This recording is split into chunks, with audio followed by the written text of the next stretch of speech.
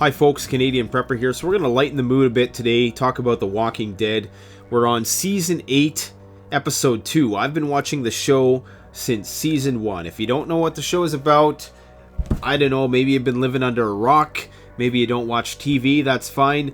You should probably check it out, especially the first few seasons. Maybe not so much the second season, but the first season was really good. It's, all about the breakdown of society and all that stuff. And basically what happens when crap really hits the fan on a global scale, or what at least appears to be a global scale. That's what we know so far within this Walking Dead universe. It hasn't really gone out of the Atlanta region yet, so we don't really know what's happening around the world. But that said, I gotta voice my concerns about this season. I think the show has kind of went downhill since Season 7, Episode 1 with the whole Negan thing. And I've talked at length about The Walking Dead, how it relates to reality. I'm a firm believer that art imitates life, and that in watching shows like this, they can give us ideas as to how things may play out. Now, obviously, it's very implausible to believe that a zombie apocalypse, as depicted in The Walking Dead, could ever happen. I mean, think about the fact that the zombies by now would have evaporated. Really, are they drinking water? In order to remain hydrated and to be able to move around for years and years on end, which is what the universe is probably in their 4th or 5th year now. Maybe not that far, but even if it was only 2nd or 3rd year, a few days in the hot sun, those zombies are going to be dried right up. So, I mean, it's an implausible scenario to think that it would go on this long with the zombies. Now, a pandemic could happen, and a very large-scale, widespread, disastrous pandemic could happen that killed 90% of the population. It's possible. And, of course, after that happened, maybe after a year or so, that's when all of this post-apocalyptic Mad Max stuff world would play out. So, we understand that it's a fictional show. It's not real, and it's not likely to ever happen that way.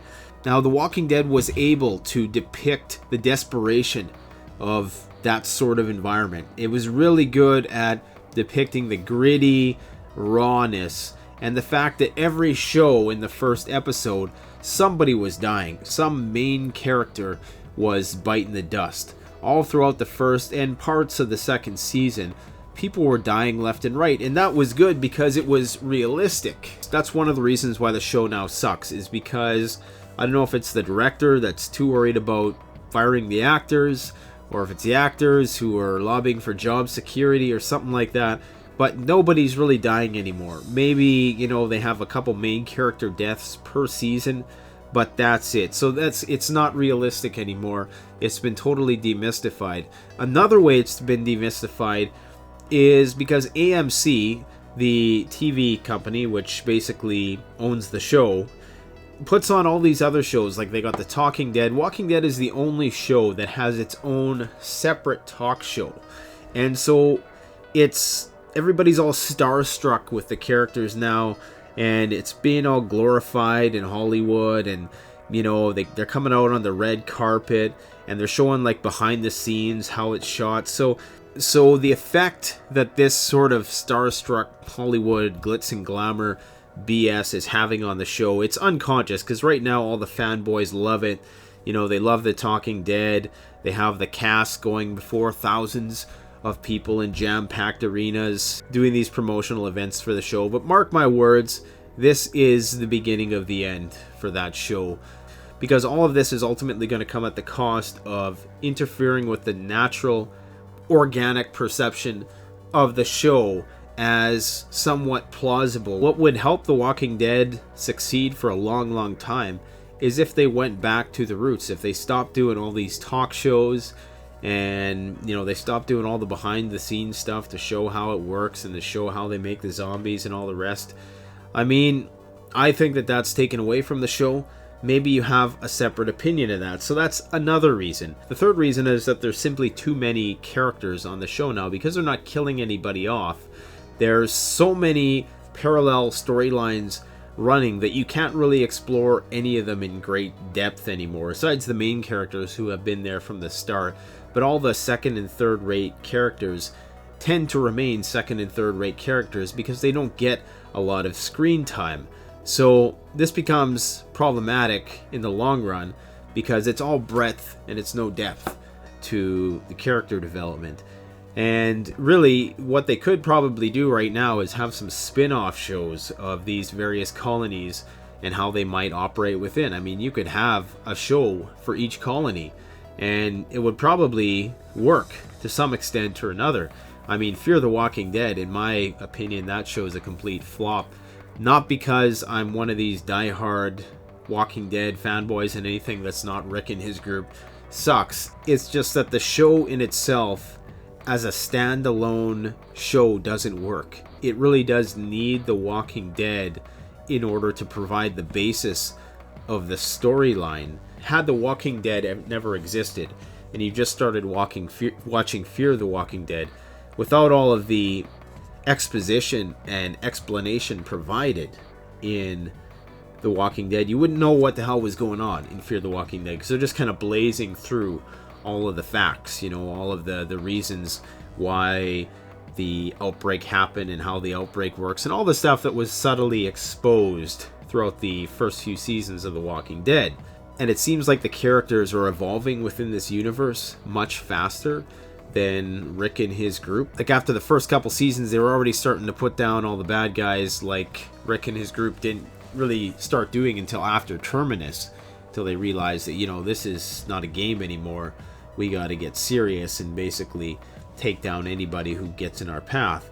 So the timelines and the rate of evolution of the character development is off in that show. So I don't really like Fear the Walking Dead either. The fourth reason, and I've talked about this before, and the original allure to The Walking Dead was with regards to it being a apocalyptic and post-apocalyptic film. People are fascinated with the breakdown of society and the beginning of society's rebuilding. But now all it's turned into is a bunch of gunfights between warring colonies. And granted, that's a natural step in the evolution. Really, what The Walking Dead is, it's a microcosm of human evolution. You start at a very primitive level where they all started in the camp, and then they progressed to the farm, and they went to the jail, and then, they went to Alexandria, where it was more sophisticated and they had more advanced technologies and stuff like that. Now they're interacting with other colonies, and right now these many colonies are warring for control of that entire region. And you can probably bet that if this is happening within that region, it's probably happening in several different regions around the United States in this fictional universe. Now ultimately, and this is actually validated in the comics, if they follow the comics, they do for the most part, but not to a T, that there's going to be some sort of government that presents itself, or some sort of powers that be that return to the surface. They've been hiding out in their bunkers for a long time. I predict that that's going to happen maybe season 9 or 10. Once this whole Negan situation blows over, they're going to bring that element in, and the world's going to get even bigger for The Walking Dead and his group.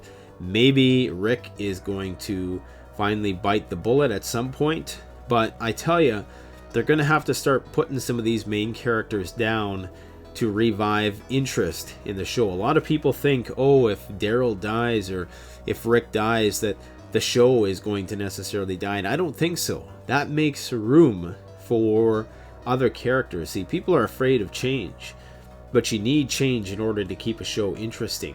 Everybody thinks that it's the greatest season, but it's gotten so Hollywood and so implausible.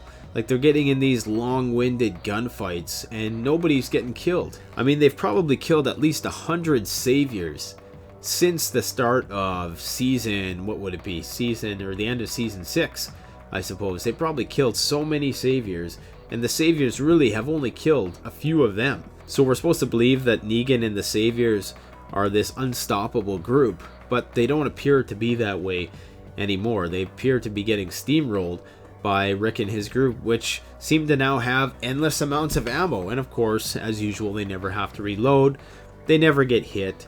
They're using these thin sheets of sheet metal or something like that to, yeah, that's supposed to stop a bullet. That's not even probably going to stop a 22. Yeah, I mean, there's always, and they got the cheap body armor that they all wear, which is just kind of goofy. And of course, the tiger, Shiva, who apparently has the sense to discern who is a savior and who isn't. Because Shiva, this CGI tiger, somehow knows how to distinguish a savior from somebody from Alexandria or the colony or whatever. They seem to understand the difference between those two types of people. She seems to only eat saviors, which is just kind of silly. Anyways, I think the show's kind of gone downhill. I still watch it now, but not with nearly the amount of intrigue. That it's lost the survivalist component. They're now getting into the community rebuilding phase, which may be interesting for some, and it would be if it wasn't all just gunfights and brouhaha. But maybe they're gonna throw in another curveball here at some point.